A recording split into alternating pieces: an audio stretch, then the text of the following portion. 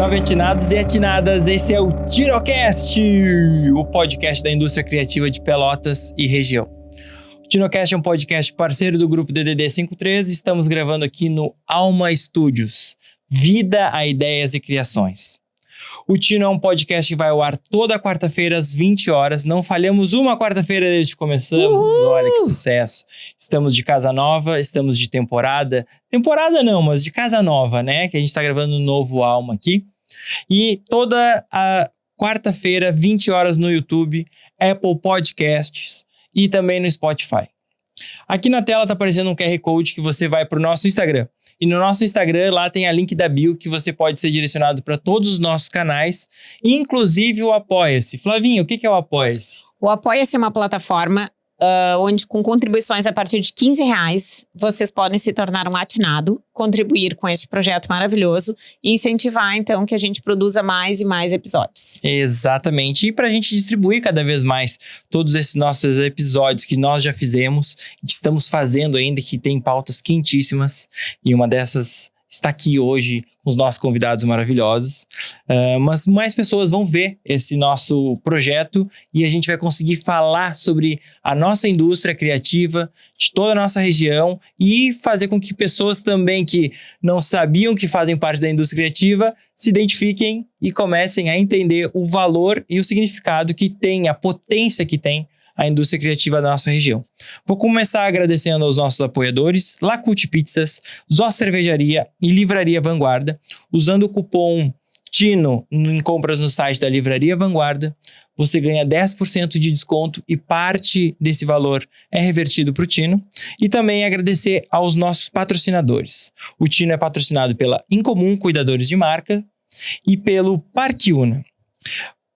Passe pelo Parque Una qualquer dia. Você vai ver gente correndo, gente tomando café, famílias passeando, muita gente morando. Gente, trabalhando e principalmente vivendo ali. E não é por acaso. O Una é um bairro vivo, cheio de serviços, comércios e opções para todos os estilos de vida. Tem estúdio, apartamento de 1, 2, 3 dormitórios e até duplex. E na hora de comprar, o Una Fácil ajuda a deixar tudo mais simples, com condições e parcelas que cabem no seu orçamento. Por isso, tá todo mundo no Parque Una. E agora, só falta você, nosso atinado. Muito obrigado, Parque Una. E o nosso episódio de hoje é sobre o mercado de games no Brasil. E também a gente vai falar sobre a nossa região. O Brasil já entende que é uma indústria criativa e estratégica, dá para viver fora do eixo Rio-São Paulo com design de jogos, tem mercado na nossa região, a gente vai falar sobre mercado, vai falar sobre academia, vai falar sobre experiência com base nos nossos convidados, que tem muita experiência aí no assunto. Nossa primeira convidada, Mônica de Faria, mãe, professora e doutora em comunicação social.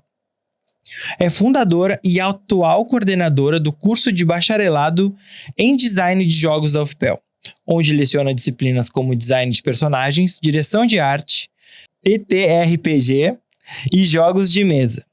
Atuou como editora, escritora, revisora e ilustradora de livros de RPG de mesa. Foi uma das organizadoras da RPG Jam 2020, Geleia de RPG, Jam Solidária pelo RS e Comuna Jam, além de vencedora do Globinho de Ouro em 2022. Seja bem-vindo. E só tem sucesso que enrola dado. Meus arrobas, então, são de Faria Mônica, o do curso de Design de Jogos da UFPEL, @Design Jogos UFPEL, e também dos meus projetos pessoais relacionados a design de jogos, @Jogos Imaginários. Muito obrigada pelo convite, é um prazer estar aqui. Lindo, sucesso. Nosso segundo convidado é Everton Vieira.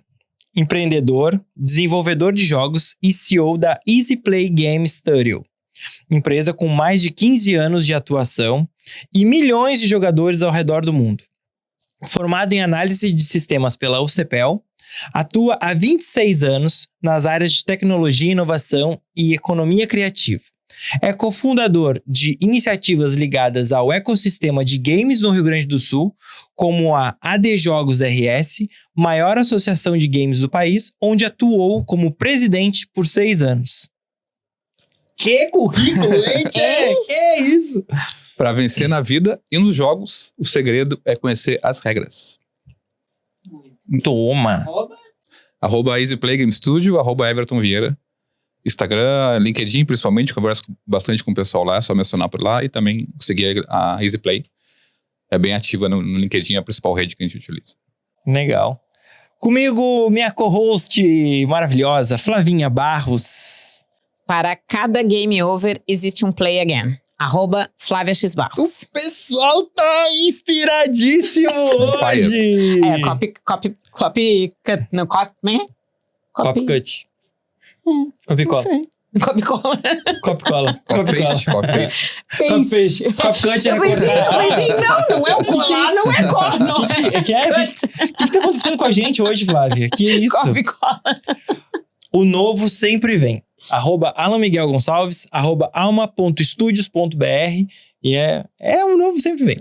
Gente, que prazer receber vocês e a gente sempre gosta de trazer bastidor e a gente sempre gosta de trazer alguém que está no mercado e alguém que está formando pessoas para o mercado. Quando a gente trabalha com uma área específica que muitas pessoas não conhecem, enfim. E esse match foi um sucesso, assim. A gente está muito feliz com a presença de vocês. E eu quero começar com a Mônica. Me conta um pouquinho como é que funciona o design de jogos da UFPEL. Como é que está sendo esse mercado para esses alunos que estão saindo? Me contextualiza um pouco o que tu tem percebido.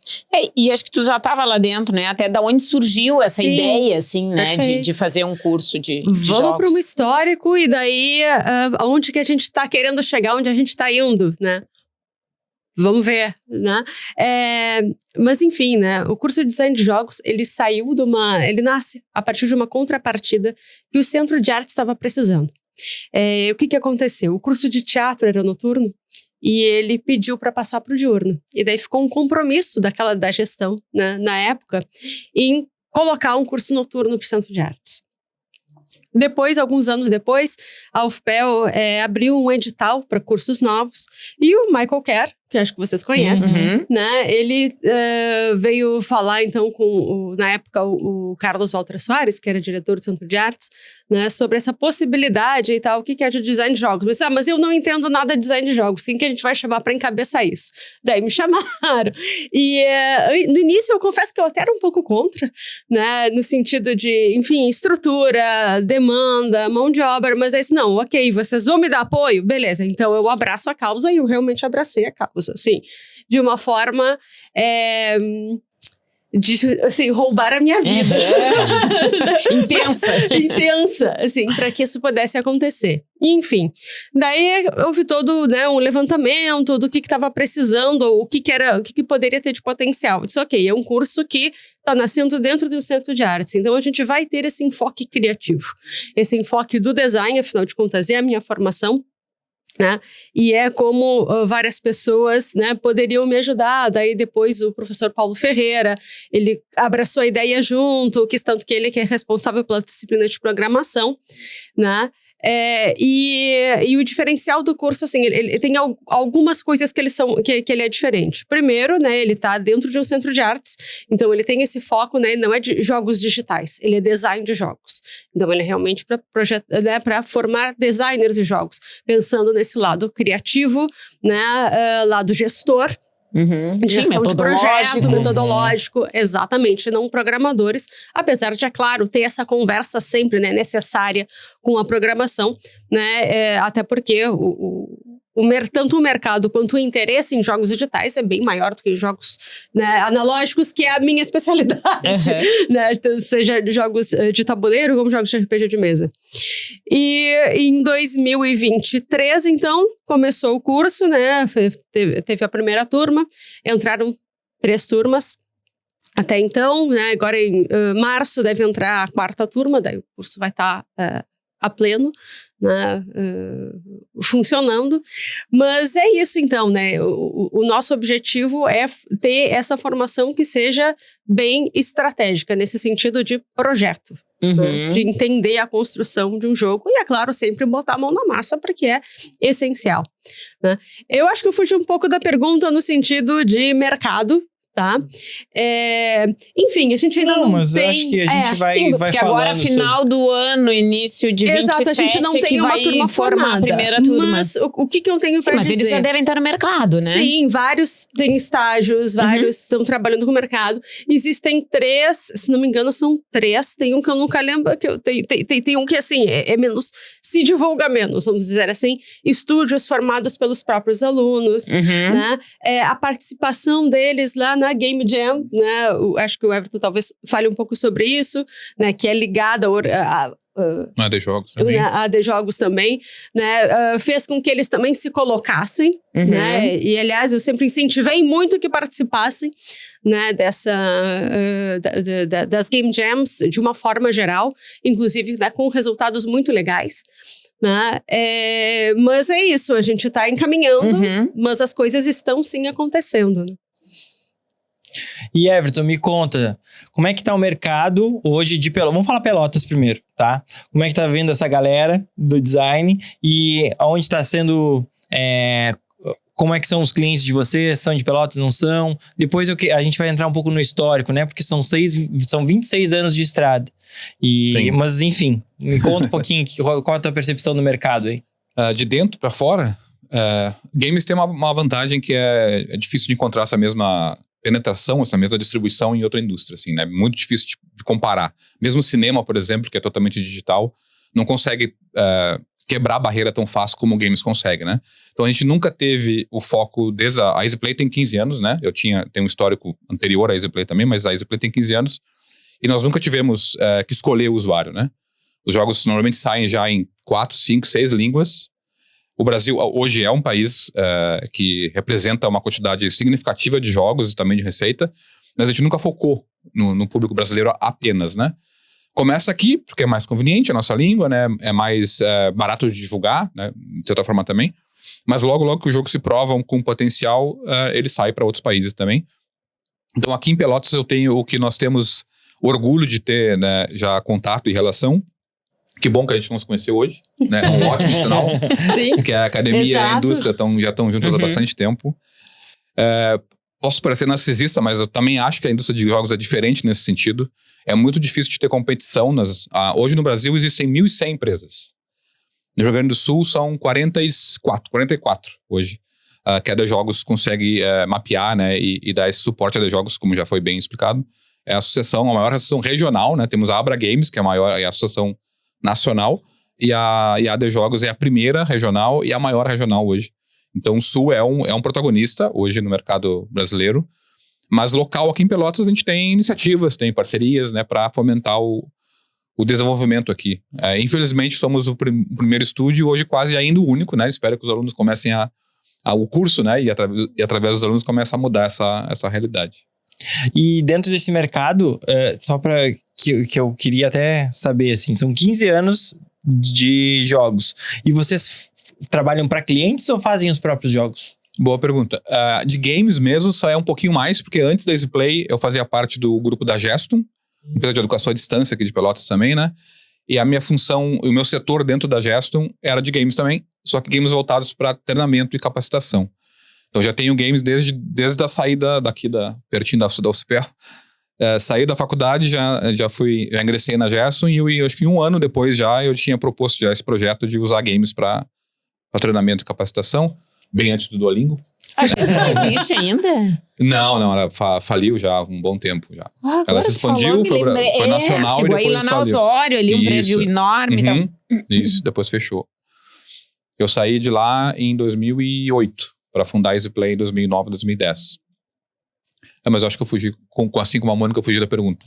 Vocês trabalham para clientes ou fazem os próprios jogos? Começamos com clientes. É bem comum no Brasil começar com o que a gente chama de work for hire, né? O outsourcing, que é trabalhar para fora, que é vender o código, vender a arte, né, para outros estúdios maiores e fora daqui. Então a gente começou assim também. Então para outros estúdios, não para, vamos supor, a Unimed quer fazer um jogo. Não, também, né? Tá. O nome dessa área de jogos para treinamento é o Serious Games. É chamado assim, né? E aí depois veio o gamification, depois usou esse termo, né? A EasyPlay começou o meio termo. Nós trabalhávamos com Adver Games, que eram jogos voltados para marketing, que é a área de vocês, né? Então, trabalhamos durante esse período, foi entre 1 a 2 anos, que misturou um pouquinho, né? Um gradiente, assim. Mas trabalhamos com jogos bem interessantes, né? Para Positivo, era um game específico para divulgar a marca, né? Os computadores e os tablets, que vinha dentro, inclusive, do próprio tablet, o game exclusivo ali. Mas também fizemos jogos para outros tipos de marca, né? Como Coca-Cola, Sprite e tal, que até não podia divulgar na época. E começamos bem, porque a gente começou o primeiro ano da Easy, foi um game era um game dentro do game, né? Era um game para divulgar o Angry Birds e o Fruit Ninja no antigo e saudoso Nokia N8, que era uma novidade que vinha com os jogos, né? Quase um tijolão assim. E nós tínhamos que replicar os jogos na web para divulgar que o Nokia vinha com esses jogos, né? Então nós recriamos o Fruit Ninja e o Angry Birds com o apoio e suporte das empresas de lá, né? E fomos dedicados ao Web Awards, que é o maior prêmio de publicidade da web, acho que ainda existe, não sei se até hoje deve existir. E ficamos em segundo lugar. É uma premiação mundial e ficamos atrás da Nike. Aí foi ok, perder pra Nike. Né? Aí tá, né? Deu. Nem gerou trauma. Mas em 2015 nós começamos a lançar nossos primeiros jogos próprios. Respondendo a tua pergunta finalmente. Mas ainda é um gradiente, né? Um pouco de jogo próprio, trabalhando com jogos pra fora e tal. Até que em 2018 ficamos totalmente independentes, lançando só jogos próprios. Até hoje o foco é esse. E quando tu coloca que esse não é um mercado que tem essa cultura da competição, é por quê? É porque existe esse compartilhamento de várias empresas fazerem parte do mesmo jogo? Tem alguma peculiaridade que... Sim, porque o produto final ele não necessariamente compete um com o outro, né? Tem competição, quando o jogo grande é lançado ele consome a receita dos jogadores daquele mês ali e mexe com a economia, né? Mas, naturalmente, um jogo não compete diretamente com o outro, né? Se um grupo de alunos lança um jogo e nós lançamos um jogo, não tem necessidade de competição ali. Então, não tem por que ter essa competição entre as empresas, né? De novo, vou puxar a brasa pro assado, mas aí estamos só entre gaúchos aqui, espero eu. Ou se não nativos, pelo menos de alma. De alma, né? Produção. São? Tu é gaúcho? Curitibano, ele tem um sotaque, não tem o sotaque daqui. Mas com alma gaúcha, né? Com alma gaúcha. O Sul tem uma peculiaridade que os outros estados não têm. Talvez pelo pioneirismo, né? É difícil de afirmar aonde começou, não tem dados para isso, mas os primeiros estúdios do Brasil nasceram aqui. A SoftLogic em termos de registro, é a primeira empresa de games que foi fundada em Porto Alegre. E ela cresceu bastante, bem rápido, até ela ficou conhecida mundialmente, trabalhou com a PlayStation, com outras empresas grandes. Então nasceu um pouco essa cultura já em 2010, por aí, já tinha uma comunidade bem significativa aqui no Sul, né?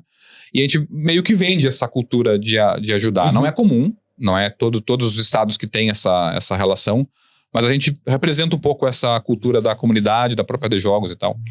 Então é diferenciado um pouco, sim. E é fácil entender, assim, se a gente for pensar, todo mundo joga ou já jogou alguma coisa. A gente estava conversando, né, sobre isso. E é muito mais fácil um jogo chamar o outro jogo do que competir com outro jogo. Uhum. Eu jogo alguma coisa e daí, mas alguém me falou que o jogo lá do Everton, ele é parecido, mas tem algumas coisas diferentes. Eu vou lá conferir. Uhum. E depois eu vou lá conferir outro. Então, é muito mais, né, concordando com o que você está dizendo, é muito mais fácil essa colaboração. E o jogo tem um certo ciclo, assim, de vida, de intensidade, porque aí tu vai, daqui a pouco dá uma saturada, assim, e o usuário tende a nunca mais jogar e pegar até um o novo, tempo, assim. E até esse tempo, assim, ele tem tem os jogos que duram mais, jogos que duram mesmo, mas tem um padrão, não tem... Tem, é um assunto, eu vou tentar simplificar, né, pra ficar um papo mais meio chatão, assim. Mas existem, a gente pode categorizar os jogos por grupos, né? Tanto um grupo de experiência quanto como modelo de negócio. Então a gente pode, os primeiros 2 grupos são jogos que são premium, que é esse que a gente paga pra jogar, né? Os jogos de console, de PC, os mais populares. O clássico é o modelo premium, né? E os jogos que a gente tá falando aqui de celular são parte do grupo de jogos free to play, grátis pra jogar. Parece que é só o modelo econômico que identifica um ou outro, mas não, né? Eles são totalmente diferentes um do outro. Porque quando tu compra um jogo e joga, a relação econômica já foi resolvida, né? Eu paguei por 10, 20, 30, No caso da Nintendo, 400, 500. Pra jogar um game, tu tem aquela experiência finita, acabou o jogo, terminou, e tu tá satisfeito, né? Espero que tenha mais 500 pra comprar no próximo. O Free-to-Play não, né? O jogo é gratuito. Então, o estúdio, né? Ele consegue ter a receita de volta através de propaganda, que são apresentadas durante o gameplay, né? De alguma forma. Aquelas hoje que a gente chama de reward video, que o jogador opta por ver o vídeo e ganhar alguma coisa em troca, ganhar uma moedinha. Sim, esperar menos para ganhar a próxima vida. O milho nasce mais rápido, né? Você vê o vídeo e tal. E também as microtransações, né? Então, os jogos podem vender moeda para acelerar o gameplay, podem vender cosméticos, que é o mais comum, né? Que a pessoa compra. E o estúdio acaba tendo esse retorno do investimento através dessas transações. Só que para isso acontecer, o jogo free-to-play precisa ser muito grande. Um jogo do Mario, vamos dar um exemplo popular assim, pode durar 12, 15, 20 horas. É bastante tempo para um jogo premium. Um free-to-play tem que durar meses. Para que o jogador consiga consumir aquilo, né? Gostar e se envolver e comprar o chapéu, o cachorrinho, a espada de ouro, a espada flamejante. Então o trabalho é bem mais árduo para quem faz free-to-play. E ele é bem planejado, porque quanto mais avançado tu tá, mais tempo tu leva quando termina a tua vida, né? Exatamente. Se antes tu esperava 10 minutos, daqui a pouco tu é só no outro dia que tu pode jogar de novo. É um modelo mais frágil e desafiante, sim, porque aí né? tu vai querendo pagar ou querendo ver vídeo, enfim, pra... A EasyPlay, o nome Easy é só no nome. A gente escolheu o caminho do free-to-play, que é bem mais difícil do que o caminho do premium. Que loucura isso, cara. E daí é a questão também de manter o jogador interessado, né? Engajado e interessado. E daí, em qualquer um desses modelos, cada um com a sua própria característica. Porque mesmo o jogo que vai lá pagar 500 do jogo da Nintendo, né? O que vai acontecer? Ele vai precisar, hoje em dia, de engajamento de comunidade. Né? Para que esse fale bem, se tenha um bom retorno, que divulgue mais e venda mais. Né? Então, tem essa questão do engajamento. Enquanto, né, o do free-to-play é manter o jogador engajado. É aquela coisa, né, de querer, de a pessoa querer continuar, querer saber o que vem depois, querer mais, querer evoluir, querer, né, plantar mais e colher mais rápido. Enfim. E dentro do design de jogos, tá? A gente pensa... Bom, para quem não sabe, a Mônica me deu aula na faculdade, foi minha professora no design gráfico. E na época estava surgindo o design digital. Teve a primeira turma do design digital. Ai, faz tanto como tempo tu é assim. velho, que horror. Gente, eu só tenho um rostinho jovem, né? Mas aonde eu quero chegar? Lá naquele momento, tava havendo aquela transição entre o offline e o online, né? Então é aquela coisa do tipo, já acontece, mas agora vamos começar a criar um curso sobre isso, enfim. Quando a gente pensa no design de jogos, ele não necessariamente é virtual, ele é digital, ele é o pensar o jogo, né? Sim. Como um jogo de tabuleiro, por exemplo, planejar esse jogo. E eu te pergunto, dentro da grade hoje do design, né? Como é que funciona essa questão de projeto e como funciona essa questão de físico e digital? Tá. Essa Vamos mescla. lá. A gente tem disciplinas específicas de jogos analógicos, de jogos físicos, né? Tem as duas até ali que tu citaste, né? É uma de jogos de mesa, que é para jogos de tabuleiro, tem a de TTRPG, que é para RPG de mesa, tá? Junto a isso, como é que funciona o currículo do curso? A gente tem 5 ou 4, agora nem eu lembro, tá? Disciplinas de game design. Game design 1, 2, 3, 4, né? E nessas disciplinas, então, se vêem aspectos diferentes, né, da criação de um jogo.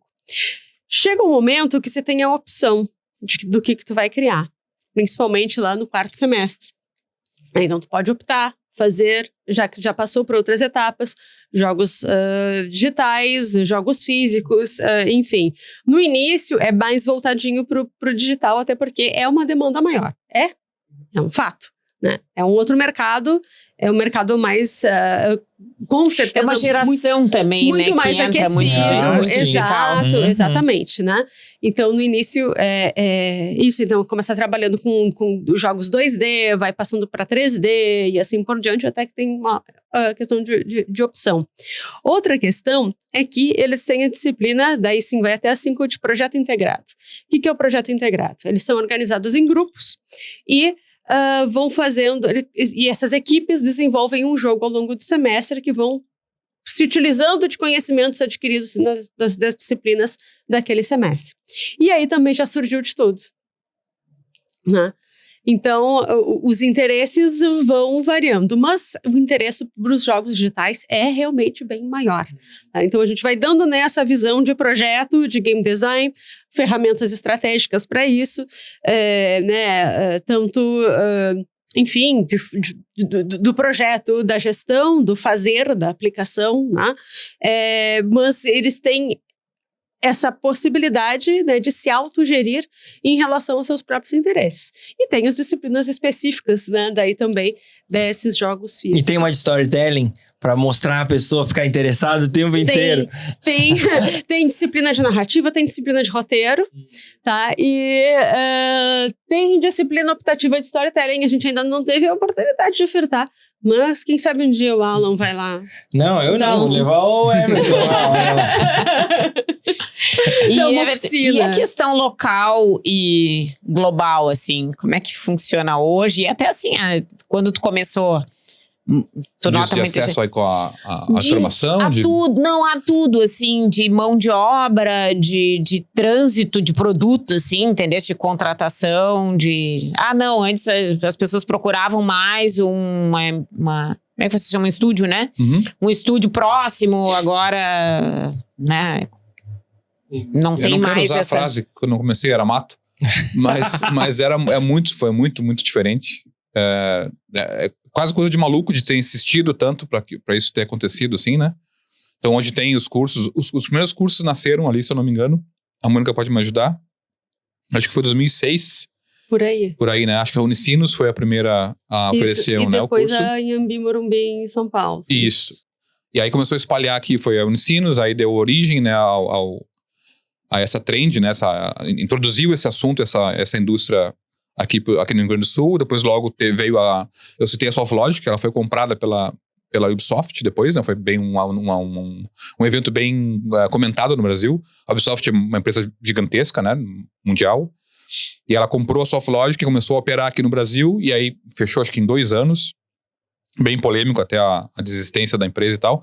Mas isso criou deixou um grupo, né, de pessoas sem exatamente saber o que fazer, e eles tiveram uma ideia brilhante de criar um curso na PUC, né, com esse grupo de pessoas, que já tinha uma relação ali com a universidade, e aí foi o estopim, né, começou a nascer a PUC, a Fevale, né, que são universidades bem fortes nessa parte também, e agora temos um conterrâneo aqui representando também. Mas era mato, hoje, só tinha mato. Não é fácil, desenvolver jogos não é fácil. É uma operação multidisciplinar, né? Inclusive o desafio dos cursos, né? Exato. Por isso que a gente acha muito boa a ideia de jogos analógicos, porque as limitações são reduzidas, né? Porque precisa de programador, precisa de artista.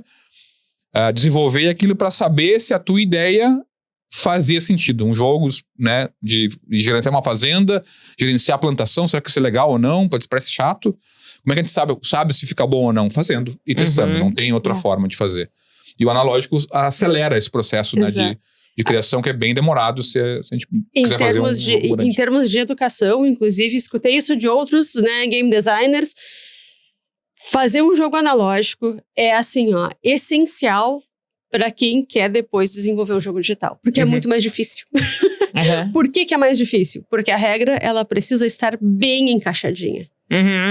Ela não pode ter o bug. Sim, não é intuitiva. Não tem uma plataforma exatamente, toda. porque o bug se corrige, se observa e depois se arruma ainda tempo. Ali não pode ter o erro. Se tem um erro, o jogo quebra. O jogo não tem... Fica chato. Fica injusto, fica chato. Fica injusto, exatamente. Sim, não dá certo, o tranca. Exatamente. Então, é o exercício mais difícil e mais essencial para se passar para o jogo digital. Sabe que eu tinha uma das frases, eu sempre trago frases musicais, né? E aí eu tava lendo um pouco antes de começar a gravar sobre a questão, porque a questão do jogo, ele parte de uma necessidade ali, tipo de vou construir um hospital, vou ter a fazenda, né? Que é uma coisa... Só que tem que criar em cima disso essa narrativa, né? Só que, e isso é uma das coisas que eu anotei aqui, que esse criar, dentro do digital, tu tem que errar muito rápido. Porque tu erra, tu tem que corrigir muito rápido, tu tem que ajustar e tu tem que continuar insistindo. E fazer com que no digital a cadeia vire rápido e o jogo, bom, já girou, já consertou, agora tu só melhora, né? No analógico não tem isso, né? Porque, e aí, como é que tu vai retirar? Não, agora a gente vai tirar tudo aqui. Exato, ele tem que ir pronto. Tem que ter muito teste, né? Por isso também que tem grandes jogos clássicos e também é difícil a gente falar que não tem outros, né? Mas o que eu percebo é isso, eles meio que se reinventam os mesmos, né? Tipo o War, um banco imobiliário, não? Não, eu acho hoje em dia o mercado é bem maior e bem mais aquecido nesse sentido. O digital é maior, mas cresceu bastante o mercado de jogos. Exato. Com certeza o mercado de jogos de tabuleiro, hoje em dia, em termos mundiais, vamos dizer assim, globais, né? Ele não é mais War e Monopoly. Não, há muito tempo. Né? Teve o fenômeno dos Eurogames, né? E dos Amerigames também, onde começaram a se desenvolver jogos extremamente mais complexos, estratégicos, né? Tanto jogos colaborativos como jogos combativos, enfim, e jogos que duram horas, jogos rápidos, né? O que a gente chama de party games, que são esses jogos bem rapidinhos pra gente, né? Só por diversão. Existe todo um mercado específico. Na Europa, principalmente, né? Existem feiras gigantescas, tá? Todos os anos, né? Voltadas a esses jogos. Assim, então, é de nicho, sim, mas ele cresceu bastante. A minha visão é de nicho.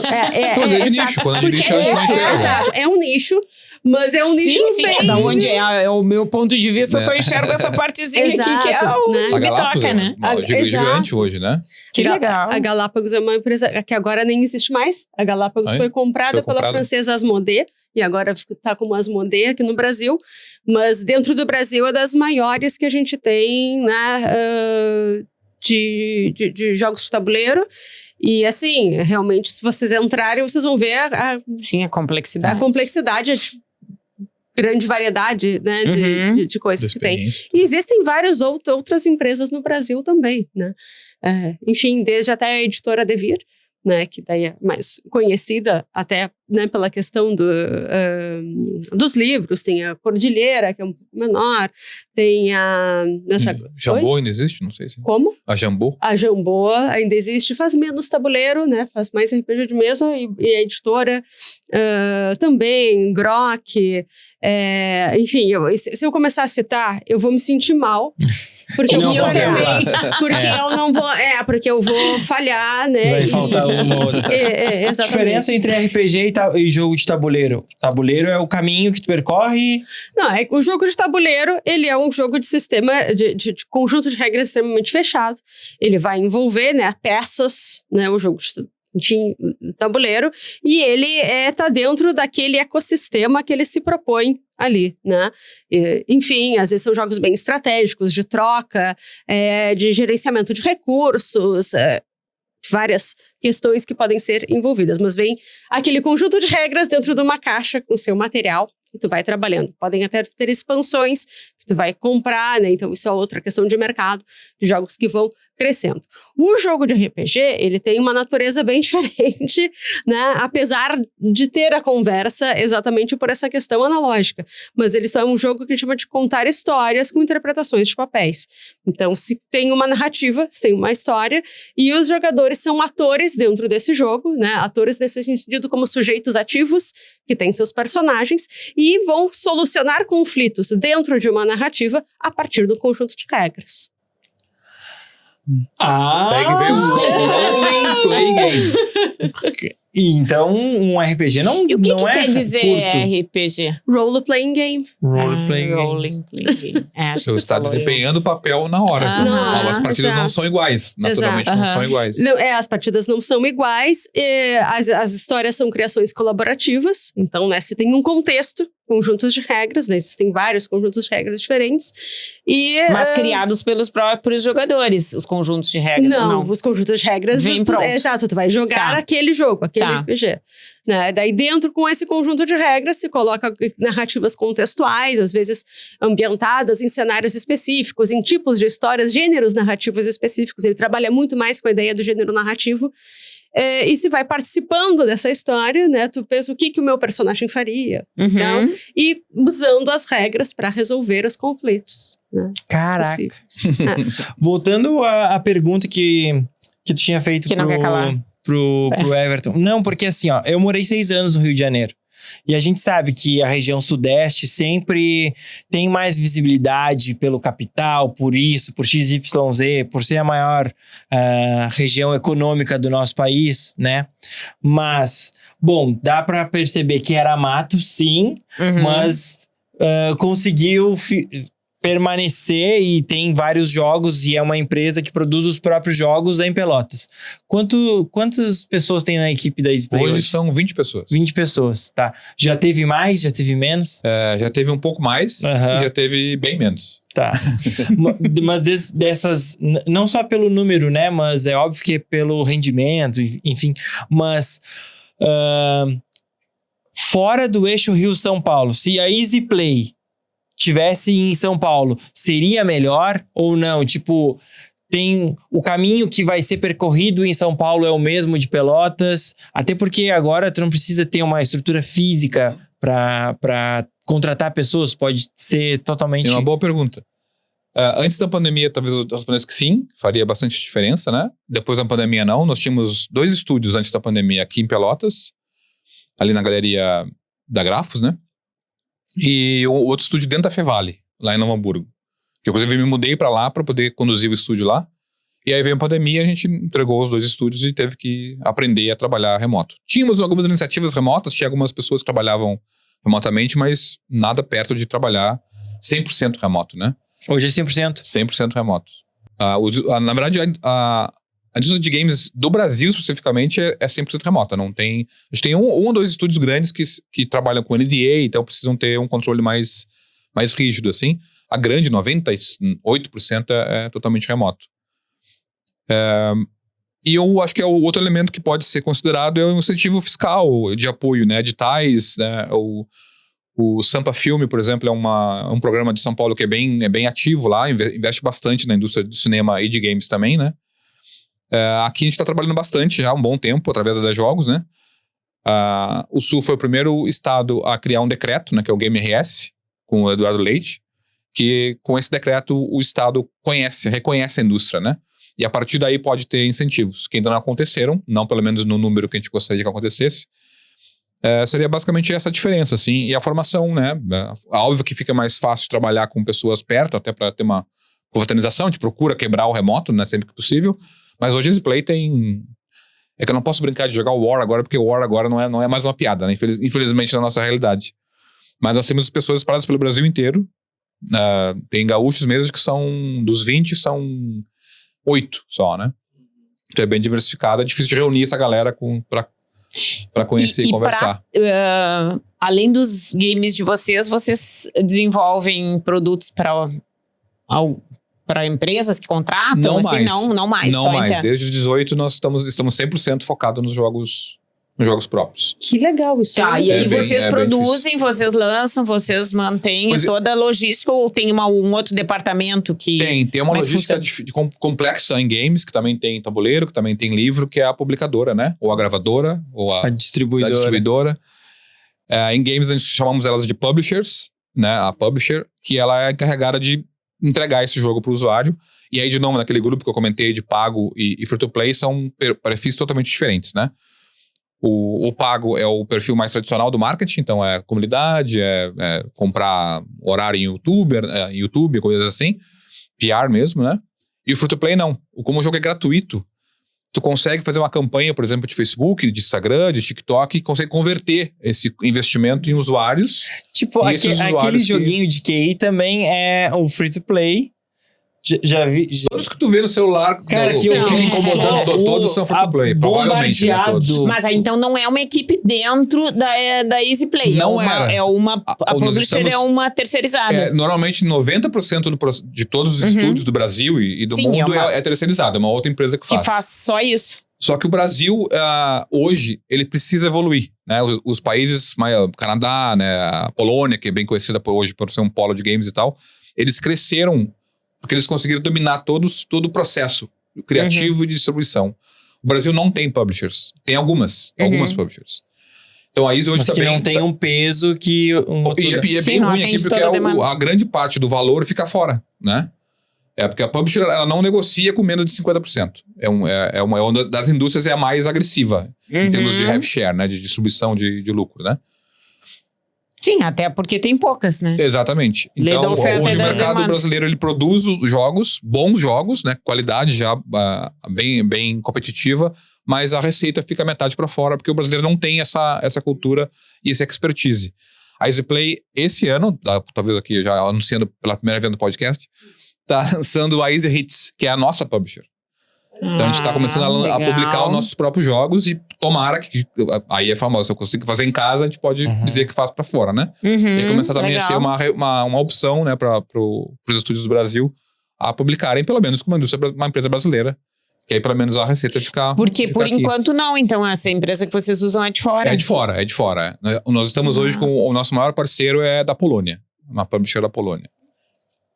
E é bom ter esse entendimento que também, como um modelo de negócio, tu acaba atendendo os teus próprios jogos e tu acaba atendendo um outro mercado. Exatamente. Que aí é o mercado que não tem quem publique aqui. Se eu já produzo meus jogos, publico pra mim, consigo atender. Exatamente. E como a gente sabe o que não gosta que eles fazem, a gente não vai fazer. Sim, já passou pela dor, já sabe o que E aí, tem que... mas mesmo assim, aí tu entra num lugar de não só criar o jogo, mas também de vender esse jogo. Distribuir. Então tu entra com marketing, com comunicação, com estratégia de mídia, com tudo, né? Exatamente. O marketing digital tradicional, ele é muito parecido com games. Tu usa exatamente aquela máquina ali de criar uma campanha no Facebook, de criar um vídeo, vocês são bombardeados toda hora no Instagram. Sim, aqui, para exatamente. Aqueles, não fazemos isso, né? Mas existe.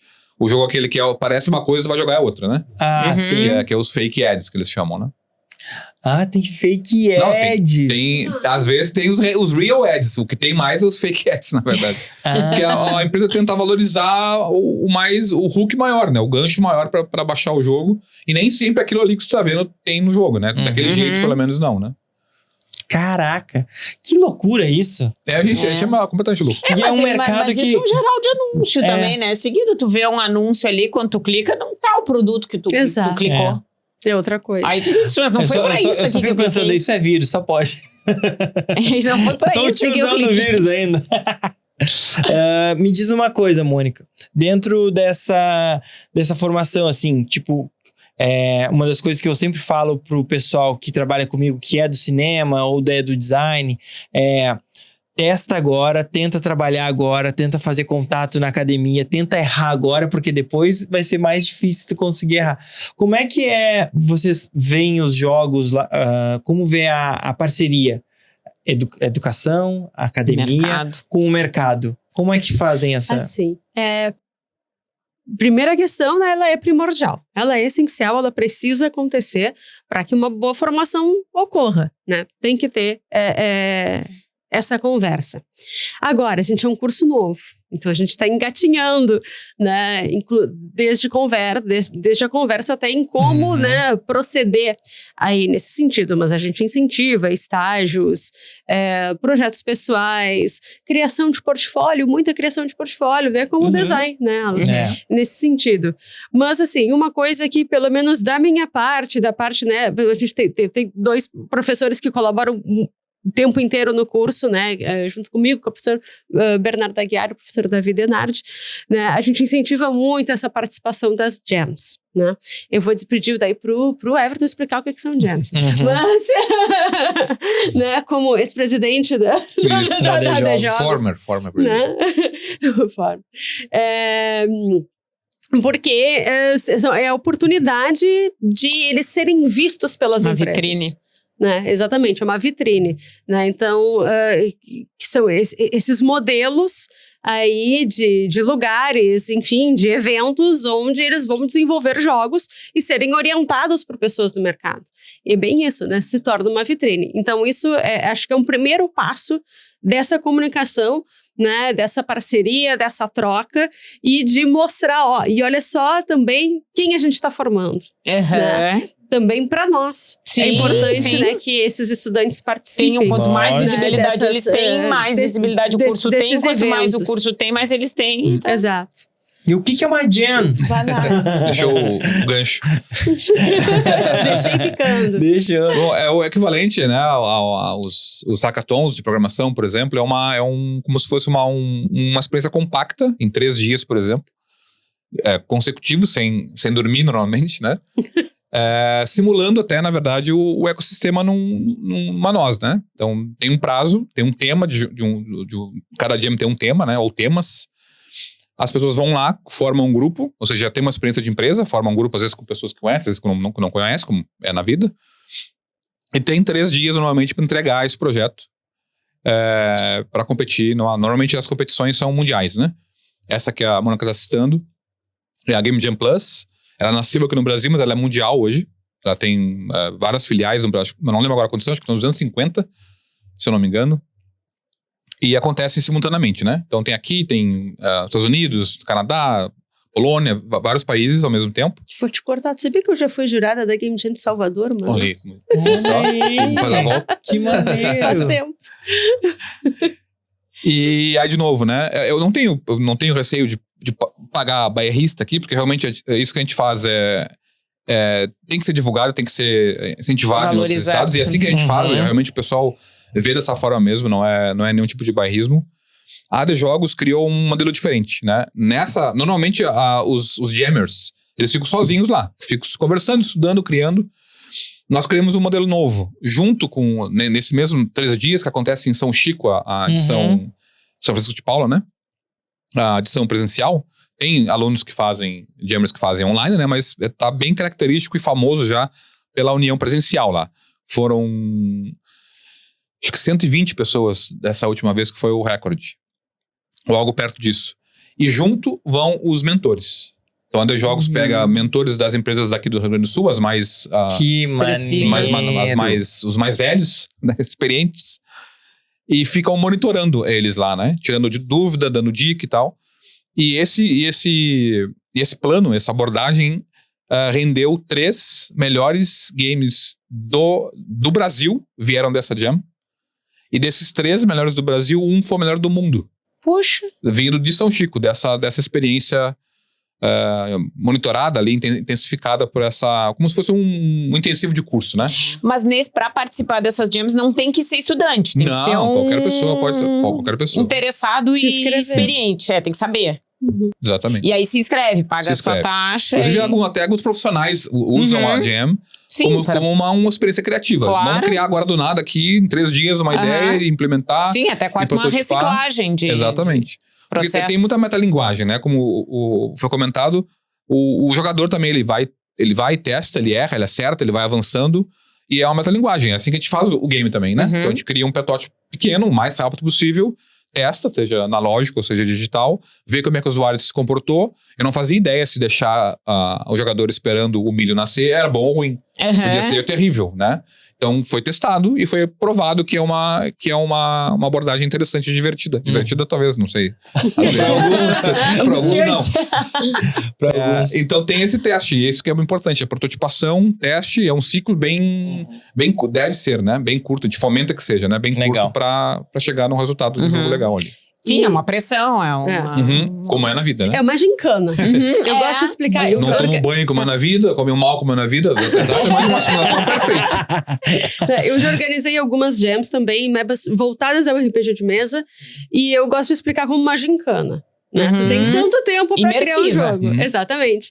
Né? Daí também existem vários modelos, tanto sem mentores quanto com mentores. Daí geralmente quando se faz assim... não localizado como essa edição Chico, né, mas remota, se tem, sei lá, servidores do Discord com plantão de mentores para tirar dúvidas, para ajudar, enfim. E então é uma forma, né, também já organizei algumas jams também que teve jogos que foram depois prospectados por editoras e foram publicados. Mas eu acho é uma vitrine, né? Como tu bem comentaste. É uma forma do mercado ver quem tá fazendo as coisas, né? Ver os estudantes e de quem quer criar, se mostrar. Sim. Porque precisa defender, precisa apresentar na frente de todo mundo. Então, não é só... É óbvio que o portfólio ali é quase que o primeiro resultado rico mas não tem muito onde se esconder. Exato. Mas ao mesmo tempo que o portfólio também é bem consistente e é importante, a experiência é o mais rico, talvez, né? Ter passado por aquilo, ter tentado responder com o tempo, ter que criar agora, não é quando tiver com um insight, tem que tentar criar agora, né? Responder, defender. Quando baixar a luz divina da minha mente criativa, porque eu sou criativo. Não tem. Muitas vezes tem matemática. Sim, né? sim. Então, é dentro de um tema específico, que lógico, que pode ser super interpretado de várias formas. Mas normalmente é abrangente, mas mesmo assim é uma restrição. E dentro dessa cadeia dos jogos, se a gente pensar tanto na EasyPlay ou os alunos estão se formando. Bom, eu sou do audiovisual, né? Eu sei que eu tenho o assistente de direção, o diretor, o roteirista, o câmera, o gaffer, o eletricista, maquinária. Isso tudo quando eu vou rodar um filme. Diretor de fotografia. Quando eu penso nos jogos, quem são esses profissionais que estão envolvidos aí na criação do começo ao fim, né? Do concept ao publisher, né? É gente. Tu começa e eu termino. Tá, vamos lá. Então, vamos começar pelo game designer, né? Mas a gente tem o roteirista, tem o roteirista da parte de storytelling, tem o roteirista de escritor da parte de diálogo, tem animador, tem artista, tem o profissional da música, né? Tanto o design de som quanto de trilha sonora, tem diretor, tem programador, tem tester, tem parte do marketing, tem a parte, enfim, do design digital, de front-end e layouts. Ilustrador, né? Eu botei dentro do artista. Dentro do artista. Mas está aí. Exato, o artista conceitual. Enfim, tem, se for o caso, o diretor de dublagem. Continue, por favor. Tem o pessoal da gestão, né? Os produtores, né? Que são gestores de projeto. E também, né? Dado agora a situação da humanidade, uma DHO, né? Para dar suporte saudável mental para essa galera toda que trabalha, pode ser quase um outro podcast, né? Mas trabalha de casa, né? E hoje, 80% da EasyPlay da equipe, a EasyPlay é a primeira empresa deles, né? Então, alguns saíram da faculdade, entraram no EasyPlay, mas na verdade entraram no EasyPlay e na verdade entraram no quarto, né? Eles trabalham, eles nunca saíram de casa. Isso é muito complicado de trabalhar, por isso que no estado do estágio é um desafio gigante, né, para nós indústrias, né? Indústria como um todo. Como é que a gente consegue passar essa experiência de vivência de pessoas, né, e tal? No nosso Discord, que é essa ferramenta de comunicação, nós tentamos simular os grupos, né? Tem o setor de arte, a sala dos projetos, para que eles fiquem ali dentro com a câmera ligada ou não, mas fique como se fosse num ambiente cooperativo ali, né? Porque ele tá sozinho no quarto, isso é a verdade, né? Isso é um desafio que ninguém projetou isso. Ninguém pensou, a humanidade vai evoluir e vai ser assim. Não, ela foi obrigada a ser assim, né? Então tem gente já específica para tentar deixar esse pessoal com uma saúde mental mínima, pelo menos para avançar. Mas a Mônica citou basicamente todos. E agora eu fiquei pensando e faltou, por exemplo, dentro do ilustrador, do artista, tem o designer de personagem, tem o designer de cenário, tem o level designer, né? Enfim, a gente vai com um mundo gigantesco. Para quem tá nos escutando, ou tanto no rádio, ou se tá vendo o YouTube, já aproveita e já dá um likezinho aqui no vídeo, já, se não tá inscrito no canal, já se inscreve no canal, porque a pessoa que tá vendo isso aqui, pode ter um gatilho de dizer, isso aqui é uma coisa legal que eu posso fazer. Porque quando tu pensa nos jogos, tu só pensa no produto final. Mas é uma cadeia, é que nem um filme. Um filme são muitas pessoas trabalhando num set de filmagem, que as pessoas não entendem. Quando um publicitário também, um designer, sai da academia, acha que já vai fazer marketing digital. Não, se tu vai para uma agência de publicidade, tu pode ser o júnior, já pode entrar como sênior, já pode ser o DA, enfim. É bom saber se familiarizar dentro desse contexto, né? Hoje em dia, muita gente, os alunos gostam muito e acabam até mesmo sendo prospectado, por exemplo, parte de UI e UX, né? Que é algo que tem em outras áreas também. Mas, enfim, faz parte UI e UX em games é bem importante. É bem importante. Tem uma interface de comunicação e a experiência do usuário em si, né? Um botão de formato ou cor errada já passa totalmente um comportamento diferente pro usuário, sim. Sim, aí tá acostumado a ver nos jogos todos um mesmo padrão, e aí se tu muda um pouco, já causa uma estranha... Imagina um Windows com um fechar na esquerda, né? Daria bastante problema. Não, sim, te entendo. Eu tenho uma pergunta para fazer para vocês, tá? E aí a gente pode divagar sobre isso aqui junto, tá? Porque assim, nessa formação, eu tô muito curioso, eu tô falante hoje, eu tô bem falante hoje, né? Porque eu tenho muitas curiosidades, principalmente sobre esse assunto, tá? E principalmente no caminho que a nossa sociedade tá indo. Por quê? Ao mesmo tempo que a gente tem um mundo muito digital, a gente tem um movimento muito grande de voltar para o analógico para sair desse mundo digital e se conectar com pessoas dentro de um formato aqui e agora, né? Como que vocês veem essas experiências das pessoas em relação aos dois mundos? Ao presencial não, mas ao analógico, que eu adorei essa analogia, mas o analógico e ao digital. As pessoas estão pirando muito no digital, a busca está sendo maior pelo digital ou não? Está crescendo muito a coisa do tabuleiro, do RPG, da narrativa presencial? É que eu acho que talvez nos jogos, tenha uma coisa quase de mundo imaginário e real, né? Porque o próprio jogo, sei lá, pega um quebra-cabeça. Tu compra um quebra-cabeça de 1000 peças, tu deixa de existir no mundo real, porque tu fica tão fissurada, mesmo sendo físico, é muita peça, que tu não tem isso, tipo um mundo mágico essa imersão, que tu entra. Tem até uma teoria que é sobre isso. Aliás, os primeiros autores que tratam do assunto, que é o Izinga, né, ele fala no livro Homo Ludens, o Círculo Mágico. É exatamente isso que você tá falando. Costa também fala bastante sobre... Que se entra nesse mundo onde existe uma suspensão de realidade. Né? E o processo criativo também é assim, né? Eu brincava na agência, eu disse, agora, me falar, eu não posso, eu tô no meu fantástico mundo da criação. O resto para. Tem uma coisa muito imersiva. As regras que valem são as regras desse mundo. É uma tensão muito plena. Exato. Ali que te abstrai o resto.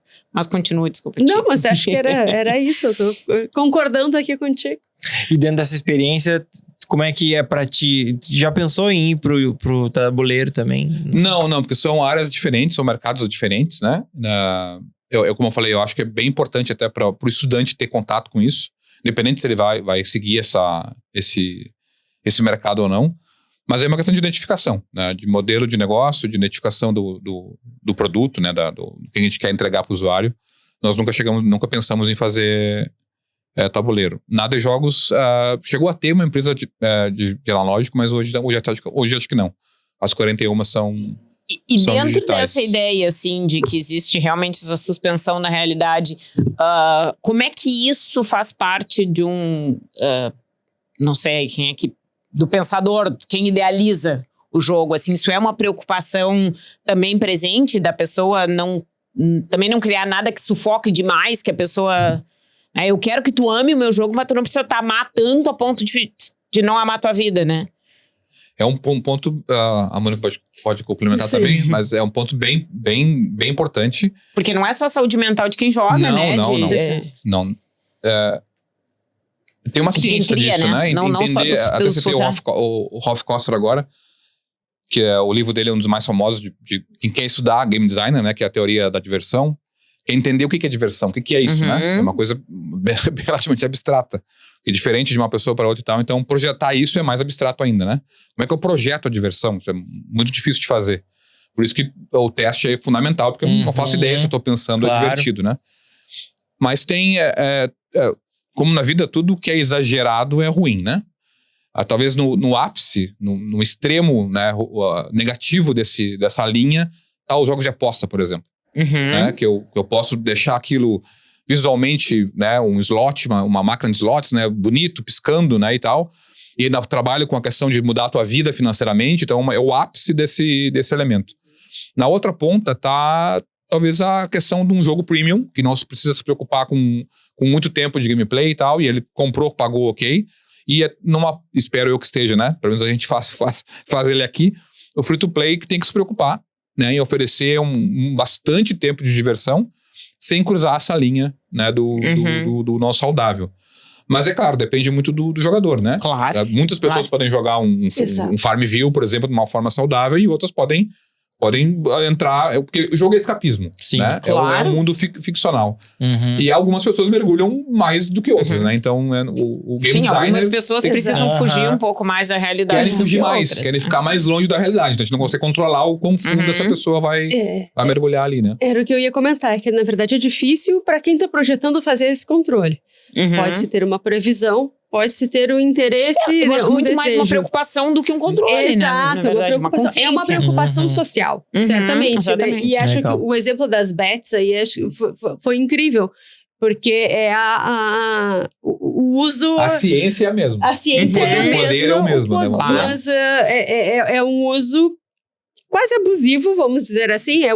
Vamos dizer, não é, né? Sim. Deste poder, né? E dessa consciência, né? De querer viciar. Né? Sim. Mas o que faz a pessoa investir o seu tempo, quanto tempo, ela é muito social, é uma questão muito social. E ao mesmo tempo, sabe, é uma comparação um pouco rasa, mas a gente pode entender com o tempo investido em ver um filme, o tempo investido em assistir uma série, maratonar uma série, que acaba sendo mais do que ver um filme, muitas vezes. Né? Então, é muito da consciência da pessoa e da personalidade, né? Administrando o seu tempo era em isso que eu tava relação dizendo pra vocês. a esse entretenimento. Eu sou uma pessoa muito intensa, então se eu começo a ver uma série, eu não vejo, porque eu realmente fico... Que eu vou agora, próximo, eu fico... Eu fico assim também. Eu fico viciada naquilo naquilo ali. dos doramas também, é uma questão de consumo, né, compulsivo. Exato. Quem desenvolveu para ser divertido. Eu sei que no que eu entrar, eu vou precisar ganhar. É uma coisa de... Até peguemos um objeto, um exemplo físico dos spins, né? Pode ser para relaxar, para ficar girando ali, mas tem gente que exagera. Claro, chega até quebrando os dedos, né? Mas, gente, assim, se for pensar... nisso tudo. Exato, tudo. Até a água em excesso não é saudável, né? Um tempo atrás, a gente via qualquer lugar da cidade virando quadra de beach tênis. Hoje em dia, a gente acorda de manhã, tá todo mundo correndo. Eu, inclusive. São rotinas, né? São hábitos que são umas certas febres, assim, umas modas que se criam. Já foi o paddle antes do beach tênis. Exato, sabe? Então, isso também faz parte. É uma coisa... Criei meu jogo. E aí, como é que é o nome dessa Gen que foi criada no Brasil e foi pra fora? Game Jam Plus. Game Jam Plus. Ela ficou até conhecida pelo Shark Tank, foi o Ian, que é o responsável. Ele vendeu, né, a porcentagem por R$1. E todos os Sharks aceitaram. Botar no YouTube Game Jam Plus, Shark Tank aparece. Caraca. E aí... Tá, criei meu jogo, quero divulgar. O Globinho de Ouro é uma forma? Não. É outro? O Goblin de Ouro. Goblin, ele é um monstrinho, tá? Mitológico. Um duende. Um duendezinho. Tá. Isso, tá. Ele é uma premiação nacional para RPG de mesa. Legal. Então, jogos que são lançados se inscrevem. Daí tem uma banca avaliadora e enfim, é um prêmio... Eu odeio a comparação do Oscar, né? Mas ele é o prêmio nacional para RPG de mesa. Legal. Tá. Só pra deixar claro. Mas então, eu fiz o meu jogo, sendo ele digital, ou seja, ele tabuleiro. Pra onde eu mando ele pra ver se tem um festival, uma jam, um Goblin? Feiras. Muitas vezes. É uma boa pergunta. É? Mas eu vou tentar mergulhar nela. Tá. Se tu tem o teu jogo e tu vai me mostrar ele agora, ele provavelmente não esteja bom. Porque tu deve mostrar o teu jogo No processo. de criação do teu jogo. Ah, olha aí. Viu? É o famoso de falar, o dev vai pra uma caverna, cria um jogo, sai e não. Isso não existe mais. Não. Talvez existiu em um período na indústria lá no início, onde Sim. qualquer coisa era... Ele pode ter um projeto de jogo, Sim, ele vai te apresentar e ver se a o ideia. jogo Mesmo jogo de tabuleiro, gente. Exatamente. É teste. Eu falei, a minha resposta foram feiras. Mas feiras... Depois do processo acompanhado. Legal. Ou até mesmo durante, porque existem feiras de teste. Então é Exato. igual um filme. Tá. Eu apresento um roteiro e um concept. Exatamente. E Eu aí brinco eu assim, ó, eu vejo se quero alguém ter que- uma ideia de jogo, me mostra o guardanapo então. Eu quero ver o teu guardanapo. Aham. E se estiver ruim, se a ideia tiver algum problema que a gente consegue A gente pega esse estressar ela, guardanapo eu e joga boto ela fora. Acabou, faz outra agora. Ah! E o brasileiro, até porque uma indústria nova, erra no guardanapo. Uhum. Ó, tocou. Vai. Não, eu acho que foi engano. Falhou. Tocou, mas não tocou. Oi? Tá. Não, é que a gente... Depois eu falo pra vocês. Tá, tocou, atende. Tocou ou não tocou? Tocou, atende aí. Bah. Tu Ó, tá surdo, tá agora tocando. ó, vou atender. Ah, Alô? Oi, não, caiu a ligação antes. Caiu. Tá. Não, vamos fazer o jogo do Una, sim. Vamos. Dos bonequinhos correndo ali na volta do lago. Pode deixar. Beijo, tchau. Aqui no nosso podcast, a gente tem um bloco do nosso patrocinador que é Una Pergunta. Então, o Parque Una faz uma pergunta para os nossos convidados. E a pergunta de hoje é: vocês têm o papel e a caneta na mão. Como vocês fariam Pelotas se tornar um polo relevante de games e jogos no Brasil, conectando educação, mercado e políticas públicas? Meu Deus, que pergunta complexa. Que pergunta É complexa. o Parque Una, lá é o Fabiano. Ou a Se Una pudesse pergunta, fazer qualquer só pode coisa. ser Una resposta? Pode ser Matheus. Não, pode ter. Pois é. Pode ter várias, não tem problema. Olha, Começar? Oi? Papel e caneta na mão, qual seria essa tudo aprovado. atitude? Tudo aprovado. Tá Pode aprovado. inventar o que Já quiser que falei vai com o rolar. pessoal. Uma caneta mágica. Caneta mágica. Olha, eu não sei, talvez o primeiro processo que eu conseguiria pensar assim rápido, sabe? Na caneta mágica seria uma incubadora realmente eficiente e que pudesse unir o mercado e a academia, né? Nesse sentido, para haver aí essa troca de ideias e compartilhamento, desenvolvimento de novas ideias, enfim, né, incentivo de empreendedorismo, ao mesmo tempo que as empresas, né, vão ter amparo, vão ter mão de obra, enfim, rapidão, assim pensando. Não, perfeito. Eu sou uma perfeito. pessoa horrível para responder rápido. Tá, horrível. Preciso de um tempo, preciso de um tempinho pra pensar. Eu sou a pessoa do sleepover, eu preciso dormir em cima da pergunta e Se tal. tu não contasse isso, ninguém ia notar. Se fosse tu nem falava mais. Boa Mas eu resposta. Nem achei falava muito bom. mais. Eu achei sensacional. Eu falaria quase a mesma coisa.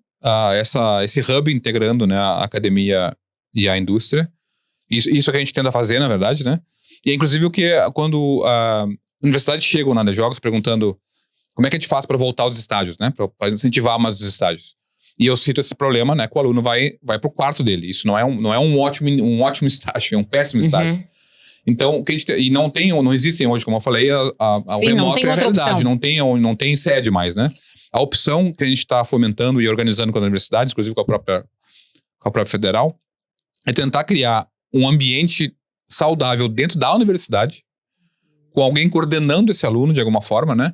E isso é patrocinado pelas empresas, mas eles trabalham lá, como se fosse um espaço, né, cooperativo ali, um coworking de empresas, com o apoio da universidade, com o apoio Sim, como das se fosse empresas. um estúdio experimental Um estudo experimental mesmo de dentro. mais de um estúdio ao mesmo tempo. Não é só a EasyPlay. Uhum. Não, tem a EasyPlay, tem a Apple Pay, tem vários estúdios compartilhando esse espaço também. E eles estão, né, trabalhando juntos ali, presencialmente, tentando simular melhor. Simular e, na verdade, realmente fazendo Legal. isso, né? Sensacional. e com incentivos. A gente evita ser pedinte, né? Vamos colocar assim, mas é um fato. Todos os polos de games hoje, Polônia, Canadá, Turquia, eles têm um programa muito forte de incentivo do governo e a gente não pode achar que consegue fazer a mesma coisa sem ter o mesmo incentivo, né? Então, com certeza, o incentivo é fundamental. Até porque é fácil de... O investimento em games ele é mais rápido, o ciclo é mais rápido, ele volta. Então não é nem fundo perdido. Não tem problema nenhum. Sem dúvida é um nenhuma. fundo que vai ser alimentado, o estúdio usa, devolve de forma totalmente sustentável. E né? com base nisso eu venho com a minha resposta também, porque eu geralmente não faço resposta, mas a própria pergunta já dá essa resposta. Porque unir educação, mercado e políticas públicas.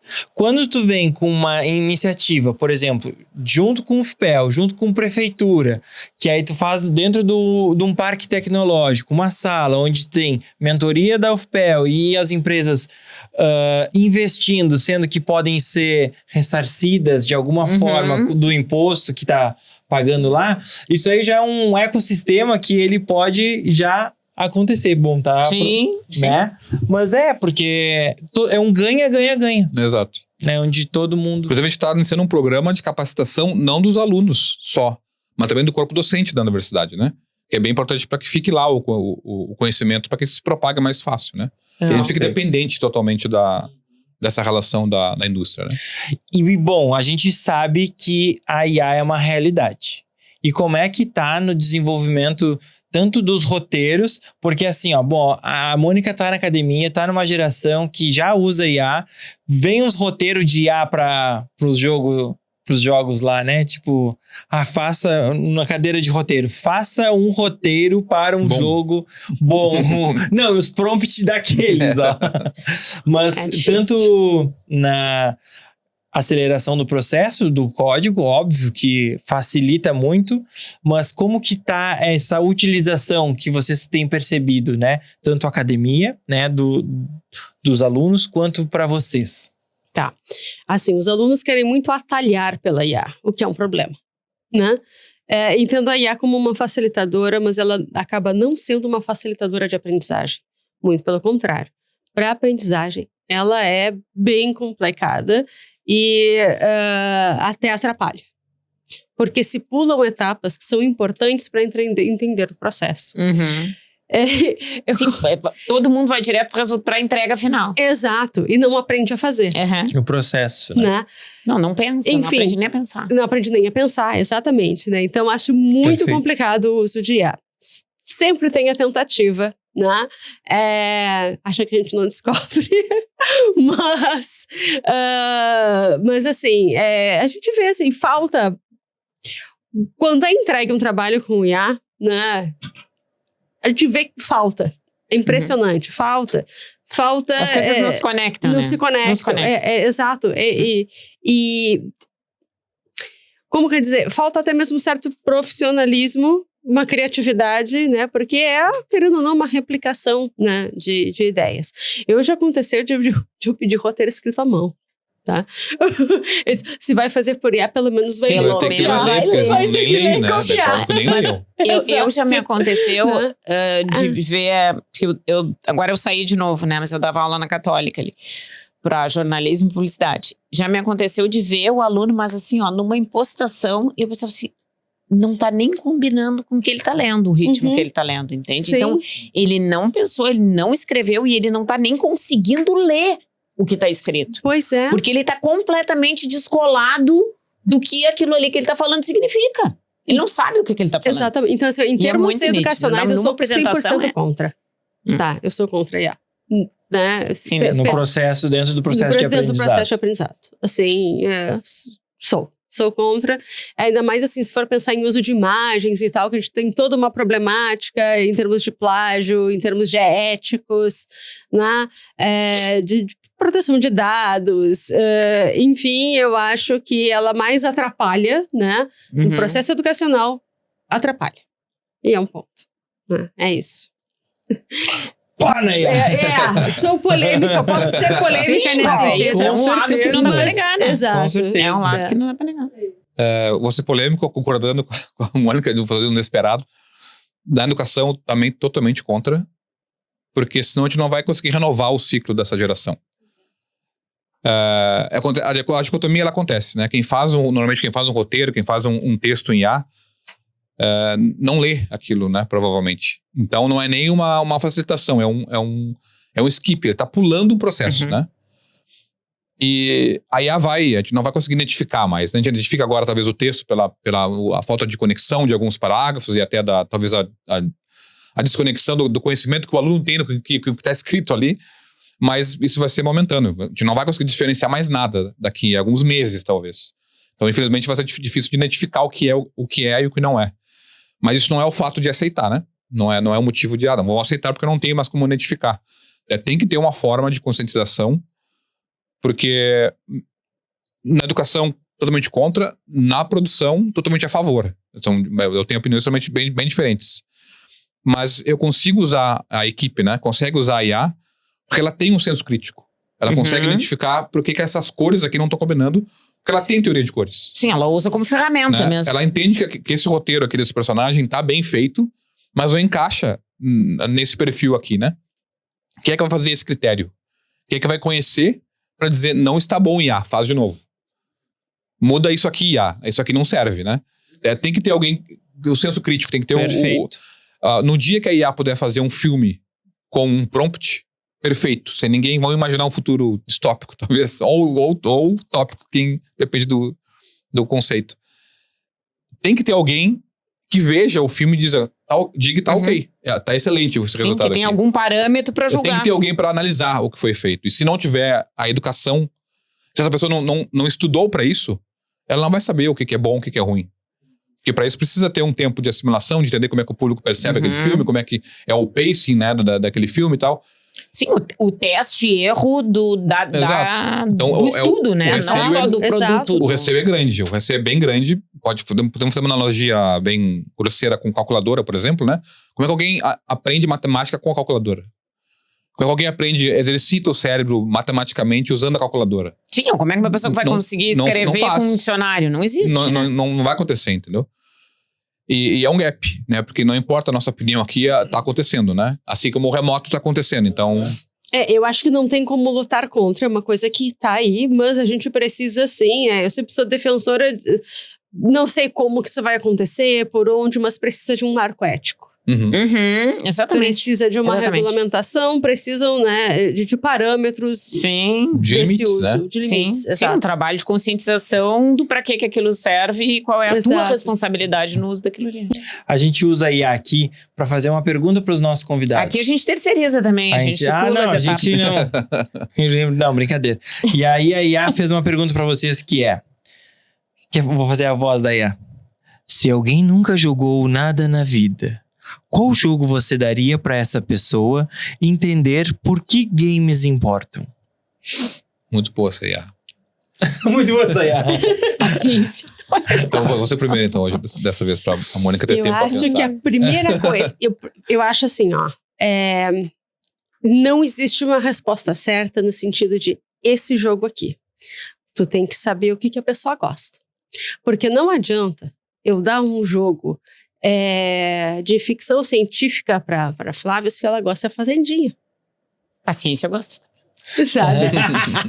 Então, para tu indicar alguma coisa para a pessoa gostar, tu tem que saber quais são os interesses dessa pessoa. É que nem a Beth da Vanguarda falou, se a pessoa não gosta, não tem o hábito de leitura, é porque ela não foi apresentada pro livro certo. Exato. Né, pra adquirir o gosto e tudo mais. Sim, e o gosto e o livro certo não é o mesmo pra todas as pessoas. Não é o mesmo. Mas um jogo...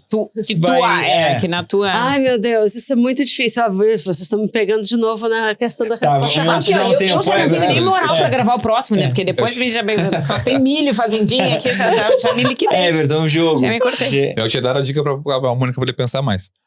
Tentando eu não comentei, mas a minha formação também é game designer, né? Então, e é importante que o Brasil faz uma confusão, né? Game designer não é a parte gráfica do jogo. O designer aí é o designer de projeto do jogo, né? O Brasil faz bastante essa confusão de artista com designer.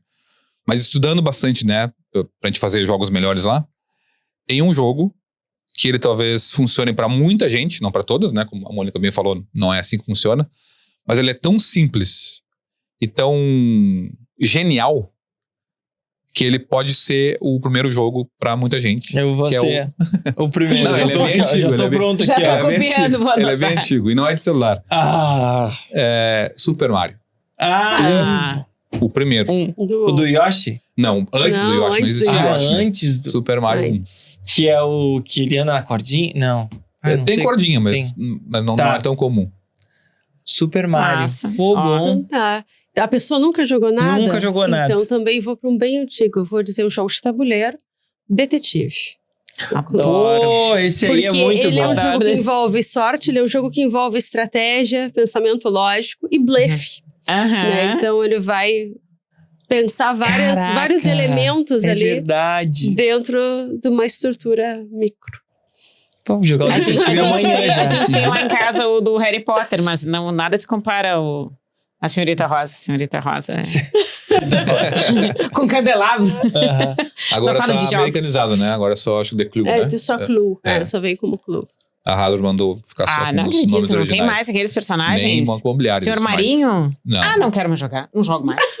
Não, Minério. não jogo. Eu ia nem jogar nego. agora. Não sou. Senhor Black, o único que era em inglês era o Senhor Black. Gente, quero demais agradecer a participação de vocês. Muito obrigado por esclarecer as nossas dúvidas aqui e também fazer com que as pessoas que estão nos assistindo e que estão nos escutando conheçam um pouco mais sobre esse universo e esse mercado e mostrar que Pelotas tem mercado. Tem gente criativa que está se formando em seguidinha dentro da academia, que já atua há mais de 15 anos dentro Que de já uma desbravou. empresa, né? Que já desbravou numa única empresa, mas são 26 anos de estrada aí. Muito obrigado, sem palavras, Demais. por terem Me aceitado. senti até Obrigado acolhida pelo com a convite. Fazendinha. É, Candy Obrigada, Crush, olha só. exatamente. Muito obrigada aí pelo convite. Foi incrível. Foi demais, Muito gente. bom, que venham outros convites. Virão. Muito boas trocas. Esse foi o TinoCast, o podcast da indústria criativa de Pelotas região. E até a próxima com muito mais TinoCast. Uhul! Tchau, tchau, tchau. Aquela câmera lá aberta.